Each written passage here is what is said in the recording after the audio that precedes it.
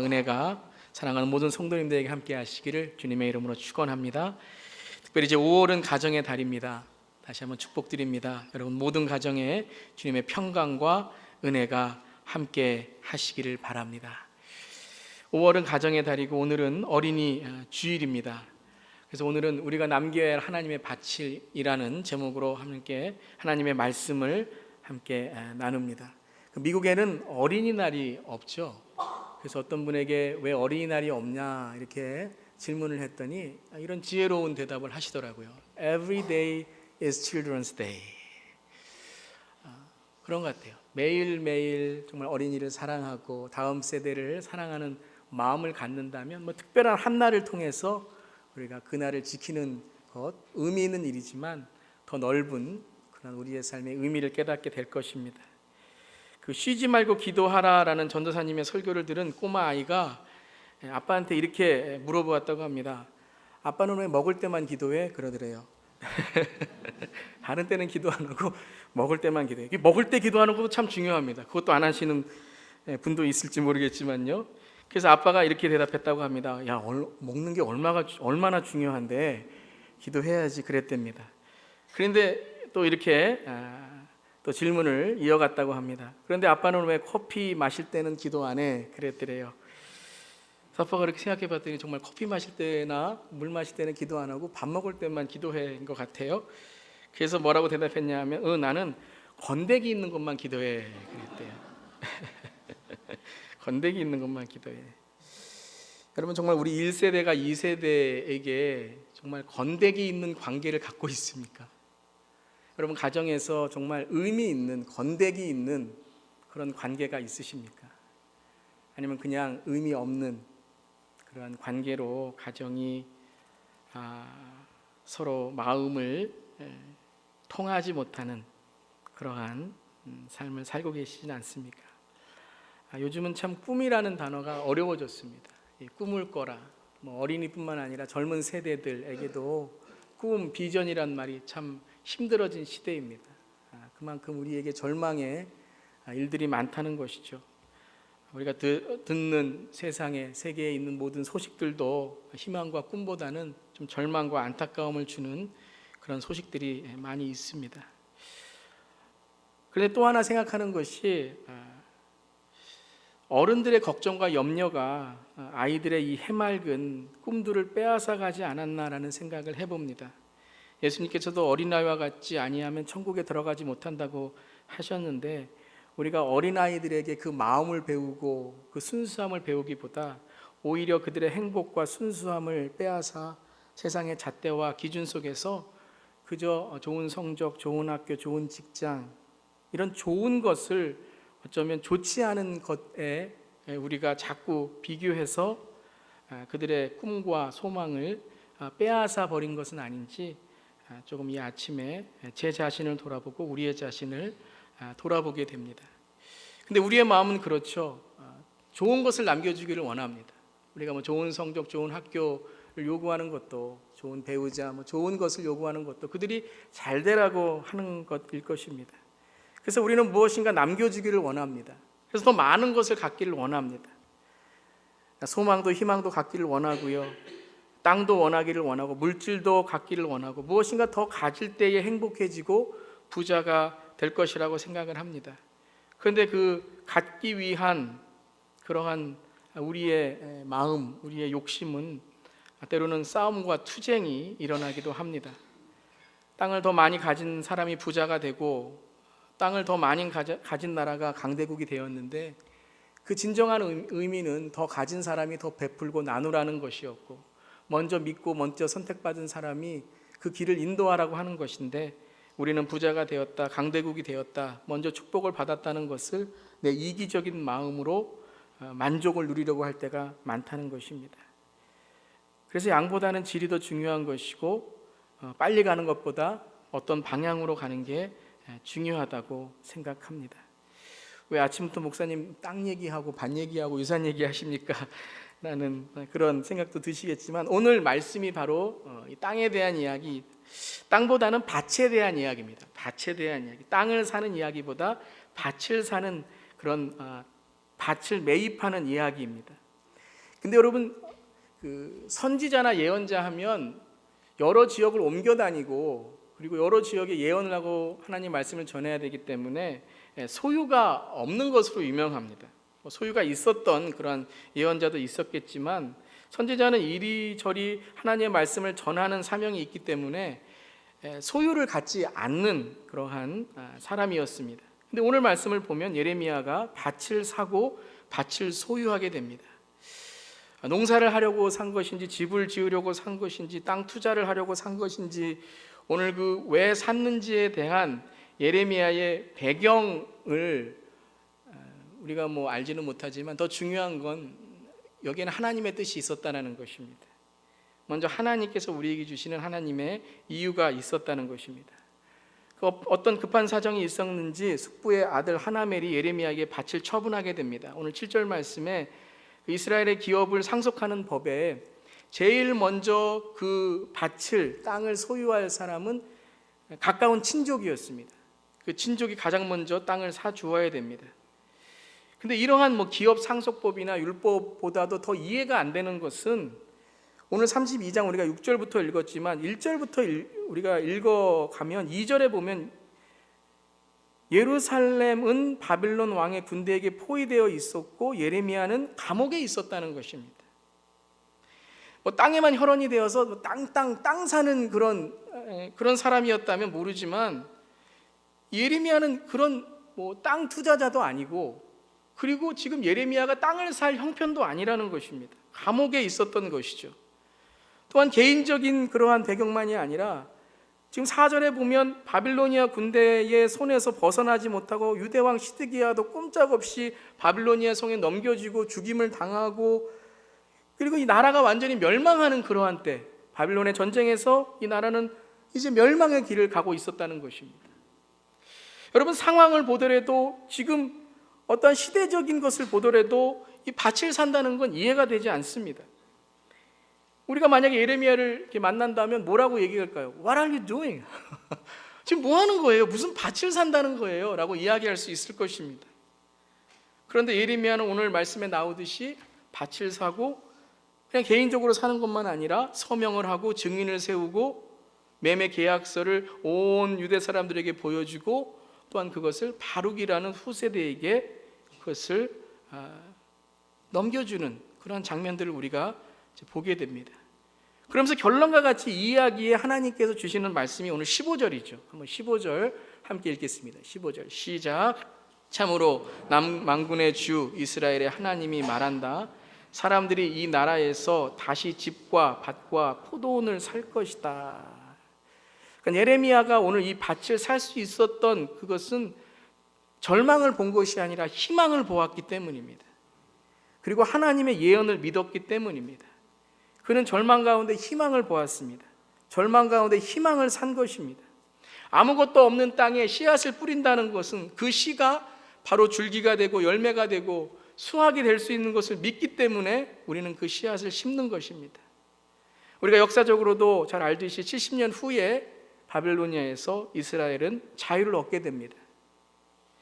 근데 70년 후에 우리가 보는 것은 당연한 것이지만 지금 절망과 어려움에 있는 가운데 이 희망을 본다는 것은 믿음이 없이는 하나님에 대한 신뢰가 없이는 가능하지 않다는 것입니다. 또한 오늘 우리가 말씀 함께 나누는 것은 이 희망을 갖는 것이 그저 뜬구름 잡는 일이 아니었다는 것입니다. 그저 아지랭이처럼 있다가 없어지는 희망이 아니었다는 것입니다. 안개가 아니었다는 것입니다. 그냥 희망을 가지면 잘 될 것이다 라는 어떠한 우리의 그저 세뇌적인 말이 아니었다는 것입니다. 여기에는 하나님의 메시지가 있었고 그리고 예레미야의 실천이 있었다는 것입니다. 요즘 우리가 사는 시대에 믿음도 그렇고 소망도 그렇고 또 교회의 어떤 성경적인 기준도 그렇고 또 우리의 살아가는 삶 속에 정말 내가 하나님을 위해서 살아가는가라는 그러한 기준 속에서 많이 흔들리는 시대에 살고 있습니다. 어떻게 보면 절망적인 상황이라고 할 수 있습니다. 좀 더 우리가 생각해 보면 우리 다음 세대에 정말 믿음이나 신앙을 남겨주는 것 또한 그들에게 어떤 아이덴티티, 하나님의 정체성을 남겨주는 것이 정말 가능할까라는 그런 생각을 많이 하고 고민을 하게 됩니다. 몇 년 전에 한국에서 각 교회의 통계를 냈는데, 한 교단의 통계였지만요, 한국 교회의 50% 이상이 썬데이 스쿨, 주일학교가 없다는 것입니다. 그리고 몇몇 명이, 몇천 명이 출석하는 그런 교회이지만 주일학교의 학생들이 고작해야 100명, 200명, 많으면 500명, 몇만 명에 비해서 너무나도 적은 숫자였다고 하는 것입니다. 10년이 지난 후에, 20년이 지난 후에, 50년이 지난 후에 뭐 교회가 생존하냐 안 생존하냐는 우리가 둘째 치고라도 정말 우리가 믿음으로 살아가는 일이, 정말 교회가 믿음으로 이 땅에 유지되는 일이 가능할까? 우리 다음 세대에 그것이 가능할까? 라는 그런 생각도 우리가 하게 됩니다. 우리가 이러한 시대에 살고 있는, 또한 이러한 우리의 삶을 바라보고 있는 이때에, 그럼 우리 1세대들이 우리 다음 세대에 남겨주어야 될 하나님의 밭이 무엇인가 함께 한번 생각해 보기를 원합니다. 오늘 말씀을 통해 한번 생각해 보기를 원합니다. 예레미야는 어떻게 하나님의 밭을 준비하였는지 오늘 말씀을 통해 나누기를 원합니다. 예레미야는 무엇을 했습니까? 말씀의 밭을 샀습니다. 오늘 밭을 살 수 있었던 목적은 무엇이었냐, 그 이유는 무엇이었냐 하면, 예레미야는 하나님의 말씀을 가치 있게 여겼다는 것입니다. 그 말씀을 들었다는 것입니다. 오늘 6절과 7절과 8절과 그리고 계속해서 우리에게 언급되는 말씀 무엇이냐면, 이것은 하나님의 말씀이다라는 것이에요. 우리에게 절망과 어려움이 있지만 하나님께서 우리에게 말씀하시는 그것을 가치 있게 여기는 사람이 하나님의 말씀의 밭을 남길 수 있고 살 수 있다는 것입니다. 우리 7절 함께 읽어보겠습니다. 시작. 아나돗에 있는 그의 밭을 너더러 사라고 하면서 그 밭을 유산으로 살 우선권이 너에게 있기 때문에 내가 그것을 사야 한다고 말할 것이다. 말씀드렸지만 율법의 토지법, 이스라엘의 토지법에는 가장 가까운 친족이 제일 먼저 땅을 살 권리가 있습니다. 의무만이 아니라 이것은 권리입니다. 제일 먼저 땅을 살 수 있는 권리를 예레미야는 가졌다는 것입니다. 그런데 이것이 어떤 사람들에게는 쓸데없는 그러한 권리일 수도 있죠. 내가 감옥에 있는데, 내가 지금 어려움에 처해 있는데 그것이 나에게 무슨 소용이 있냐라고 말할 수 있겠죠. 하지만 예레미야는 하나님의 말씀으로 임했기 때문에 이 밭을 하나님의 권리로 사게 된 것입니다. 그것은 무엇입니까? 바로 성도의 권리를 가졌다는 것입니다. 절망기에 감옥에 있었지만 예레미야는 죄수가 아니라, 절망에 빠져 있는 사람이 아니라 하나님의 사람으로 이 하나님의 밭을 샀다는 것입니다. 그에게는 영적인 눈이 있었다는 것입니다. 지금 절망적인 상황이나 자기가 감옥에 있는 어떤 처지를 바라본 것이 아니라 하나님이 나에게 무엇을 요구하시는가, 그 영적인 눈으로 이 밭을 샀다는 것입니다. 여러분, 이 땅을 살아가는 우리 그리스도인들에게 필요한 것은 바로 이것입니다. 우리에게 아무리 세상에 있는 것들이 부족할지라도 우리에게는 하나님의 것에 있는 하나님의 권리, 하나님의 영적인 권리를 잃어버리면 안 된다는 것입니다. 하나님의 자녀됨을 잃어버리면 안 된다는 것입니다. 내 삶의 처지나 내 삶의 상황이 나로 인해 죄의 타협이나 하나님께 멀어지는 도구가 되면 안 된다는 것입니다. 그럴수록 더 하나님께 가까이 나아가야 된다는 것입니다. 어제 새벽기도에 열왕기상 13장의 말씀을 함께 나누었습니다. 그런데 하나님의 말씀이 임하는 그 상황 속에서 모든 사람들이 다 죄에 빠져 있었습니다. 교회 다니면서도 죄질 수 있습니다. 예배 드리면서 죄질 수 있습니다. 기도하면서도, 찬양하면서도, 성령이 임했다고 하면서도 죄가 임할 수 있는 것입니다. 여러분, 우리에게 많은 축복이 있고 많은 하나님의 은혜가 있지만 그러면서도 우리가 한편으로는 하나님께 죄를 지으면서 살아갑니다. 여러분, 그것이 나는 죄인이니 하나님이 나를 다 용서해 주실 거라는 타협이 될 수 있겠습니까? 오늘 우리가 사야 될 하나님의 밭은 무엇입니까? 바로 우리가 하나님 앞에 영적인 권위, 영적인 권리를 회복해야 된다는 것입니다. 예레미야는 감옥에 있는 절망적인 상황, 나라가 절망적으로 지금 멸망하고 있다는 것에 자기의 영적 권리를 포기하지 않았습니다. 나는 가난하니, 나는 부족하니, 나는 감옥에 있으니 그 나에게 사야 될 그 권리를 무시하지 않았습니다. 그리고 이 권리를 위해 무엇을 했습니까? 대가를 지불했습니다. 여러분, 우리는 가끔 교회 다니면서 이런 생각을 합니다. 구원도 공짜이고 은혜도 공짜이고 교회 다니는 것도 공짜이고 다 공짜이니 하나님은 나에게 다 거저 줄 것이라고 생각을 합니다. 그저 앉아있기만 하면 하나님이 부어주시고 앉아있기만 하면 소중한 밭도 내 것이 되고 다 내 것이 되니 내가 할 일이 뭐가 있나, 하나님이 다 하실 것이지 라고 생각을 합니다. 예레미야도 그렇게 생각할 수 있습니다. 뭐 그냥 감옥에 가만히 있으면 70년 후에 하나님이 다 자유를 줄 것인데 뭐 살 필요가 뭐가 있습니까? 뭐 대가를 지불할 이유가 뭐가 있습니까? 그런데 예레미야는 돈을 지불합니다. 오늘 말씀에도 은 17세겔, 은 17세겔을 달아서 주었다는 거예요. 그냥 동전 주면서 자기 친족이니까 야 우리 알잖아 그러면서 그냥 몇 세겔 주고 말 수도 있어요. 근데 정확하게 이 땅의 가격을, 대가를 지불해서 그는 이 땅을 샀습니다. 우리 아는 사이인데 뭐 계약서 쓸 필요 뭐가 있어? 그리고 뭐 멸망할 텐데 뭐 계약서 써서 우리가 할 필요 뭐가 있어? 하지 않았습니다. 그는 정확하게 계약서를 쓰고 정확하게 모든 사람에게 증인을 세우고 그리고 정확하게 이 모든 그러한 절차를 거쳤습니다. 우리는 모두 다음 세대가 축복받기를 원합니다. 아멘. 우리는 다음 세대가 모두 믿음을 지키고 신앙을 지키기를 원합니다. 우리는 모든 다음 세대의 영적 리더가 탄생하기를 원합니다. 우리는 여호수아의 세대가 나오기를 기도합니다. 에스겔과 다니엘과 느헤미야 같은 세대가 되고자 기도합니다. 그래서 어떤 사람은 아들에게 느헤미야라는 영어 이름까지 지어주게 됩니다. 저희 찬규의 영어 이름이 느헤미야입니다. 그렇지만 우리는 대가를 지불하지 않습니다. 희생을 하지 않습니다. 뭔가 좋은 슬로건을 내걸고 뭔가 좋은 이야기는 하지만 거기에 대해 우리가 책임과 대가와 희생을 치르지 않습니다. 일주일에 한 번 교회 보내는 것으로 모든 신앙의 교육이 마쳤다고 생각하면 안 됩니다. 예레미야는 하나님의 밭의 권리를 깨달은 뿐만 아니라 그는 이 하나님의 밭에 대한 대가를 정확하게 지불했습니다. 설교 말씀 한 번 듣고 모든 성경이 열리는 것은 오산이라고 저는 생각합니다. 그건 오해입니다. 매일매일 하나님의 말씀을 붙들고 하나님의 말씀을 씨름하는 사람, 그 시간과 노력과 대가를 지불하는 사람에게 하나님은 하나님의 말씀의 문을 열어주십니다. 날마다 기도를 하며 내 자녀를 위해서, 다음 세대를 위해서 눈물로 기도하고 무릎이 낙타 무릎이 되도록 아프면서까지도 그 다음 세대를 위한 사랑과 눈물이 있기 때문에 주님께 더 무릎 꿇는 자에게 하나님은 그 대가의 소중함을 깨닫게 해주십니다.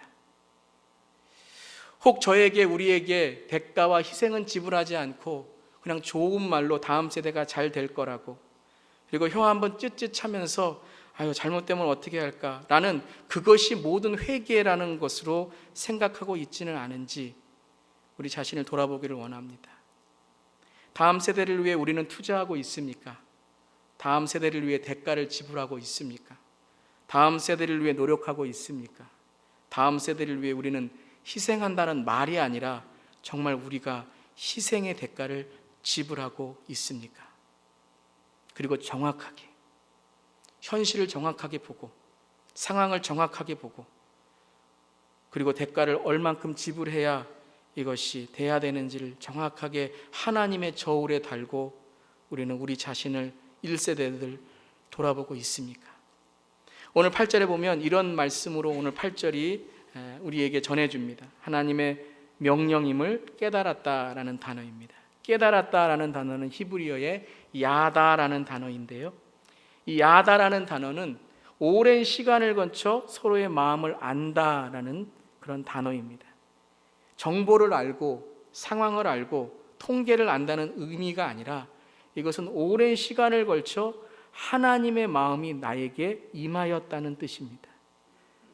그래서 그는 이 하나님의 뜻이 무엇인지를 깨닫고 정확하게 하나님께 대가를 지불하는 그런 삶을 살게 됩니다. 여러분, 우리는 하나님의 자녀입니다. 예수님의 신부이고요, 거룩한 성령의 성전이고요, 왕같은 제사장이며 영원한 천국의 시민이며 기쁨이며 사랑이 아멘 할 때까지 하겠습니다. 기쁨이요 사랑이요 생명이요 의요 빛이요 소금이요 세상의 전도지요 축복의 통로며 은혜 받은 사람입니다. 대가를 지불하셨습니까? 그리스도가 나를 위해 십자가에 돌아가신 그 보혈을 감사하며 오늘 그 삶에 합당한 삶을 살고 있습니까? 주님은 우리 다음 세대를 축복해 주실 것입니다. 우리 다음 세대의 하나님의 영적 리더를 하나님께서 마련해 주실 것을 믿습니다. 근데 우리가 대가를 지불하고 우리가 그것을 위해서 얼만큼 노력하고 있습니까? 얼만큼 투자하고 있습니까?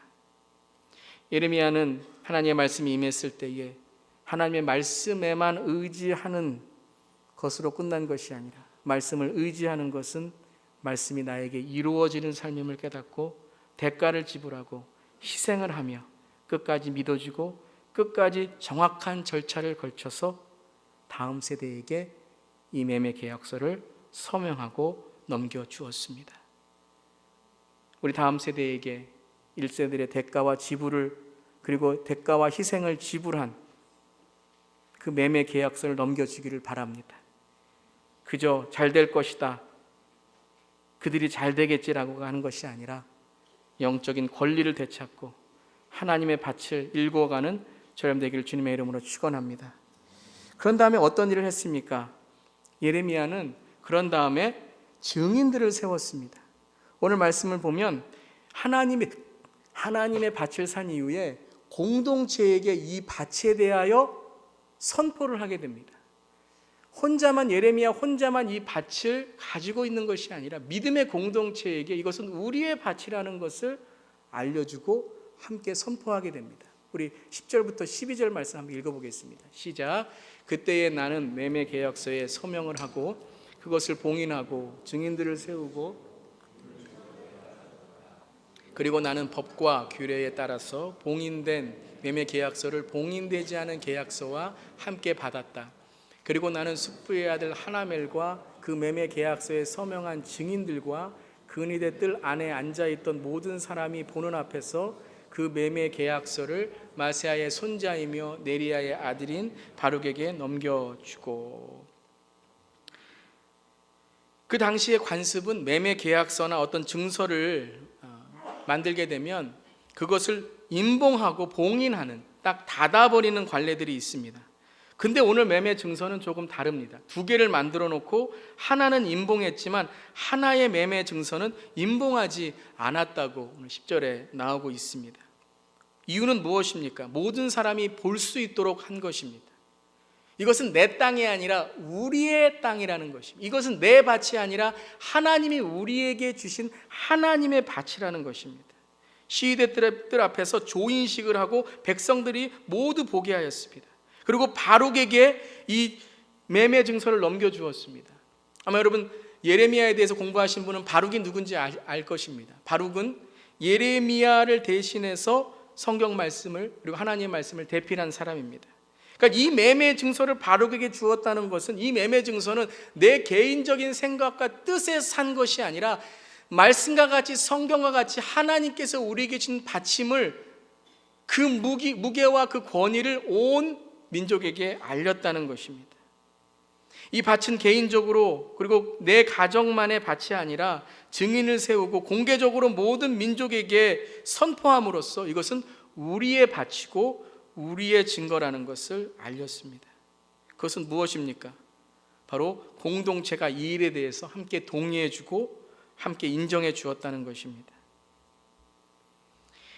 하나님의 밭을 사는 이 과정 속에서 너무 은혜로운 것은 무엇이냐면요, 모든 사람도 이 밭을 사는데 한 명도 이 밭에 대해서 어떤 부정적인 이미지를 가지지 않았다는 것을 보게 됩니다. 분명히 마음속에는 부정적인 의미들이 있었겠죠. 그리고 지금 멸망할 때 감옥에 있는 예레미야가 사는 것이 무슨 소용이 있냐라고 생각할 수 있었겠죠. 저도 그렇게 생각했습니다.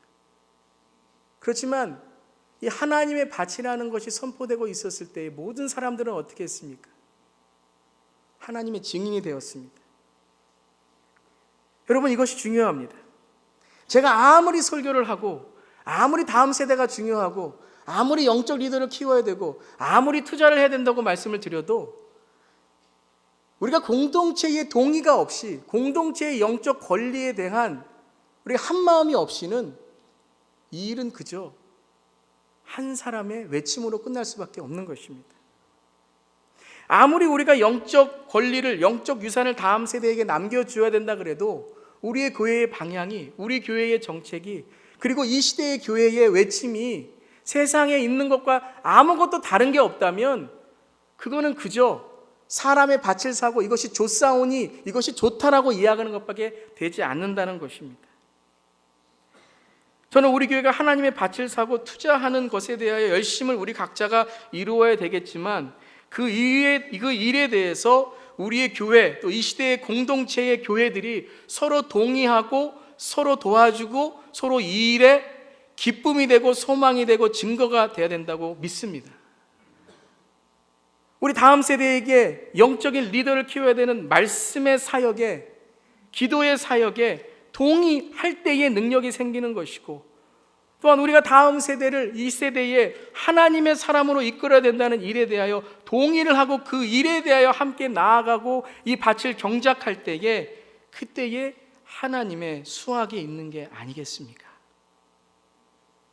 정말 우리가 다음 세대를 위해서 한 마음이 되어야 될 부분이 무엇일까요?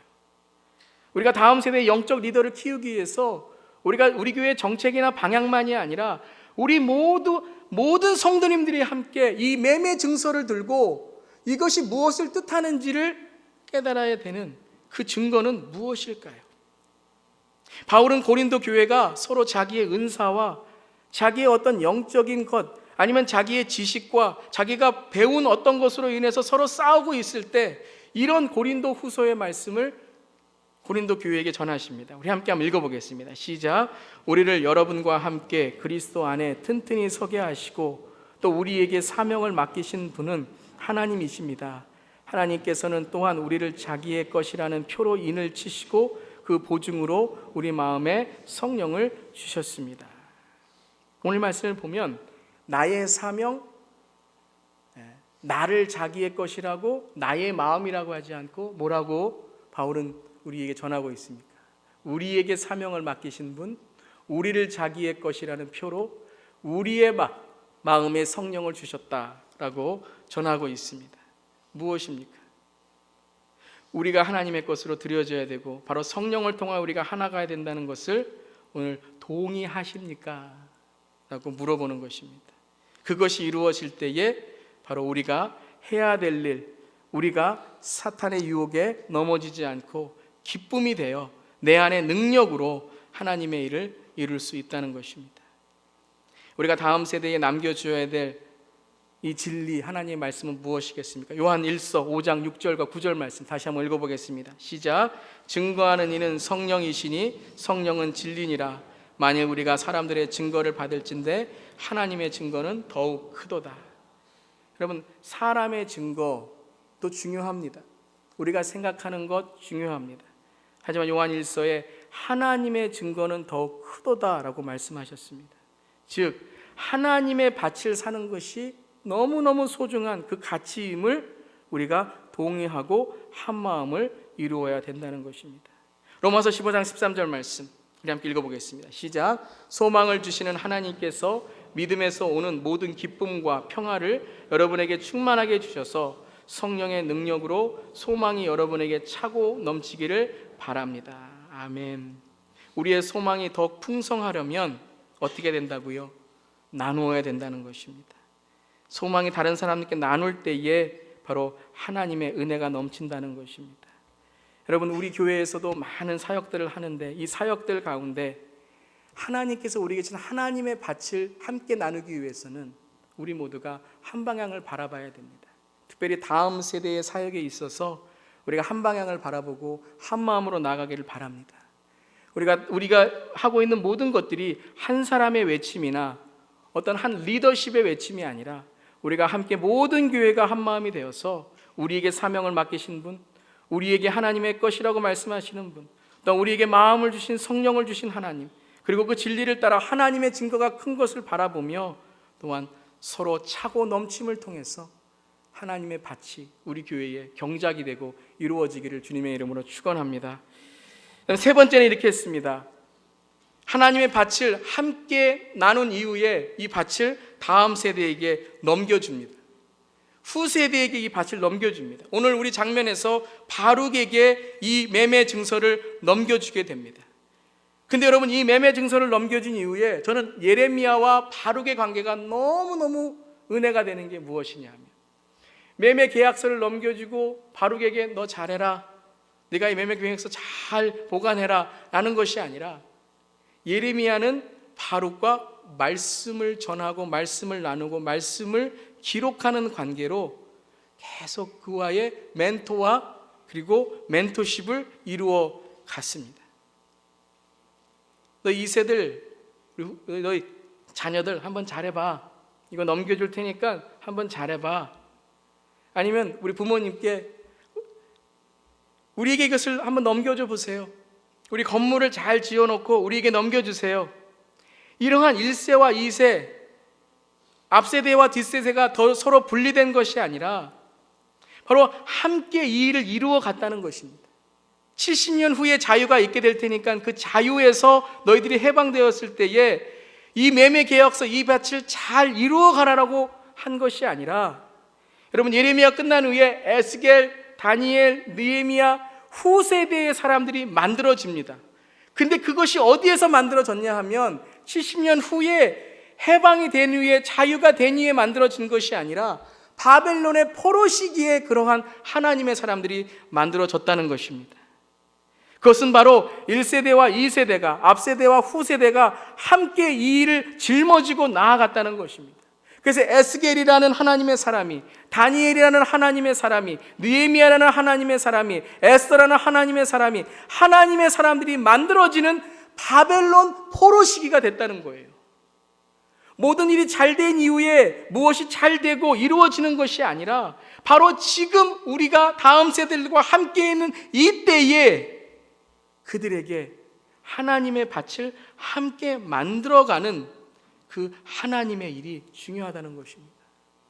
다음 세대의 사역은 몇십 년이 지난 후에, 50년이 지난 후에 시작되는 것이 아닙니다.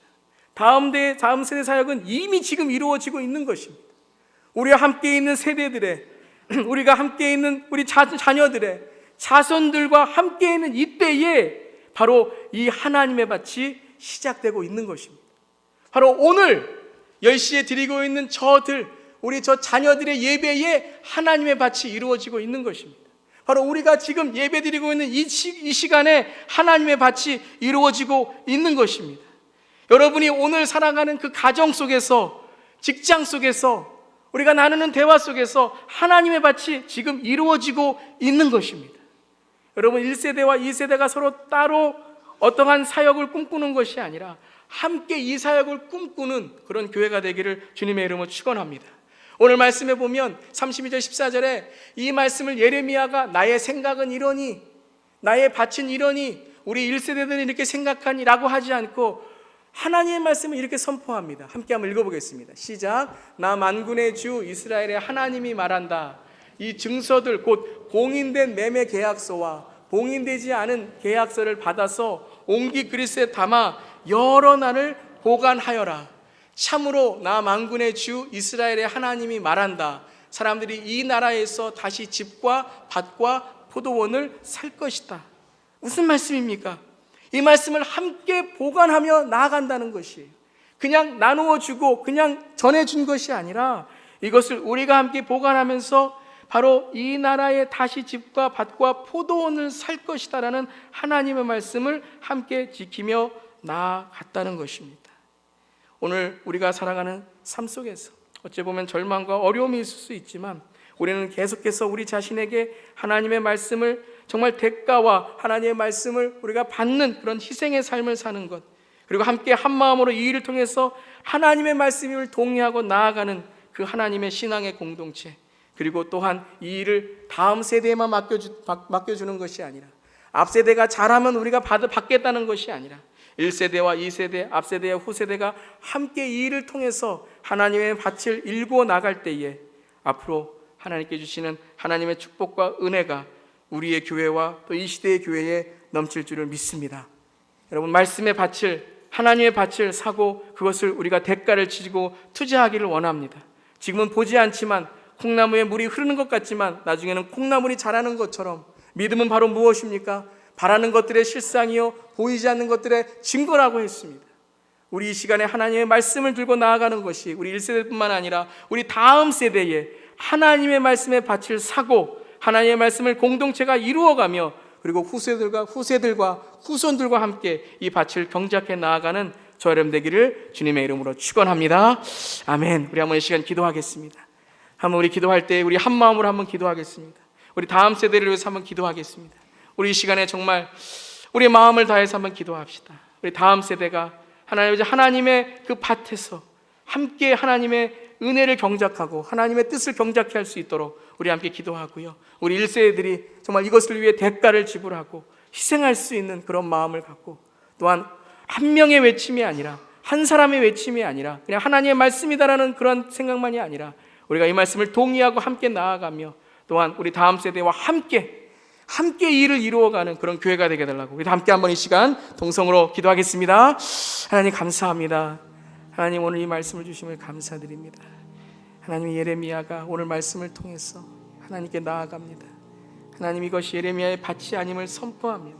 하나님 이것이 하나님 그저 한 사람의 밭을 산 것이 아니라 이것은 바로 온 민족의 이스라엘의 희망이 되고 소망이 되는 말씀을 우리에게 주신 것입니다. 하나님 아버지 오늘 말씀을 통하여 나아갑니다. 특별히 하나님 다음 세대를 위해서 우리가 기도합니다. 아버지 하나님 우리는 하나님이 영적 권리와 이 믿음에 대해서 대가를 지불하지 않습니다. 그저 하나님이 다 해주시겠지라는 생각만 하고 있습니다.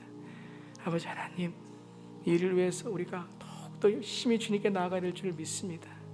또한 하나님 우리 공동체가 이 일을 위해서 함께 한 마음이 되고 동의해야 될 줄 믿습니다. 그리고 나아가야 될 줄 믿습니다. 또한 하나님 이 일을 위해서 우리가 정말 우리 후세대들을 정말 하나님 앞길을 인도해 주는 멘토가 되어서 주님의 말씀을 주님의 하나님의 길을 함께 걸어가야 될 줄 믿습니다. 가정에서 일이 일어나게 하시고 하나님 우리가 우리 세대들을 우리 다음 세대를 아버지 하나님 주님께 맡깁니다. 주여 붙들어 주시고 함께 해주시며 정말 하나님 절망 가운데 희망을 사는 우리가 되게 하여 주시옵소서. 하나님 도와주시고 인도하여 주시옵소서. 주님 감사드립니다. 예수님의 이름으로 기도드립니다. 아멘. 가정을 세우시고 하나님이 뜻하시는 행복한 가정으로 축복하시는 주님, 이 땅에 우리에게 가정을 주시고 또 교회를 주시고 믿음의 공동체를 주심을 감사드립니다. 이 시간 가정을 위해서 기도합니다. 우리 모든 가정이 방, 부엌, 가구들만 진열된 단순한 건물의 모습이 아니라 믿음이 오가고 사랑이 오가고 정이 오가는 하나님이 지으신 에덴 동산의 천국의 모형이 되게 하여 주시옵소서. 제각기 들어와 자고 가는 숙소와 같은 곳이 아니라 정성을 주고 시간을 주고 미소를 주는 하나님의 대화와 하나님의 웃음이 있는 하나님의 눈물이 있는 광장이 되게 하시옵소서. 위로만 기대하기보다 다른 식구들을 먼저 위로하고 이해만 바라기보다 내가 먼저 이해해주며 가시돋친 말이나 비평을 하기보다 감싸주고 격려하는 그러한 가족이 되게 하시옵소서. 주님 간절히 기도합니다. 우리 모든 가정들이 어린아이들에게 평생 잊을 수 없는 인생의 믿음의 신앙의 교실이 되게 하시고 청소년들과 청년 자녀들에게 언제나 의지하여 돌아올 수 있는 은혜의 고향이 되게 하옵소서. 부부 사이에 문제가 있을 때 십자가에 달린 예수님을 모시고 하나님 안에 해결의 길을 찾게 하시고 아이들의 문제가 있을 때 만유의 주관자이신 하나님을 우선으로 모시고 마음과 기도로 의논하게 하시며 우리 모든 가정이 작은 천국이 되어서 평화의 안식처로 믿음, 소망, 사랑의 연습장이 되게 하옵소서. 주님 우리 모든 가정들이 거룩한 제단이 되게 하시옵소서. 주님 우리 모든 가정이 이웃과 땅끝까지 빛이 되고 소금이 되고 복음의 누룩이 되어 주님의 계획을 성취하는 아름다운 삶의 터전이 되기를 간절히 기도합니다. 하나님 이 시간에 가정 안에 그리고 정말로 신앙 안에 어려움이 있으신 가정과 그러한 우리 성도님들이 계시다면 이 시간 주님 오늘 말씀을 통해서 하나님의 밭을 다시 한번 일구고 경작하는 절망 가운데 소망을 그리고 하나님의 말씀을 통해서 하나님 그 은혜를 경험할 수 있도록 주님 도와주시옵소서. 자손 대대 영원토록 예수님의 향기를 떨치는 그리스도의 가정이 되게 하여 주시옵소서. 대가를 지불하게 하시고 하나님의 말씀으로 우리 자녀들의 하나님 그 삶을 인도하게 하시고, 또한 우리 공동체가, 우리 교회가 이 하나님의 밭에 함께 마음을 다하여 정말 실천하고 나아갈 수 있도록 인도해 주시며, 1세와 2세가, 1세와 2세와 3세가, 앞세대와 후세대가 함께 절망 가운데서 희망을 만들어가며 소망을 만들어가는 하나님의 공동체가 되게 하여 주시옵소서. 오늘 말씀 주심에 감사드리며 예수님의 이름으로 기도드리옵나이다. 아멘. 아멘. 감사합니다. 오늘 말씀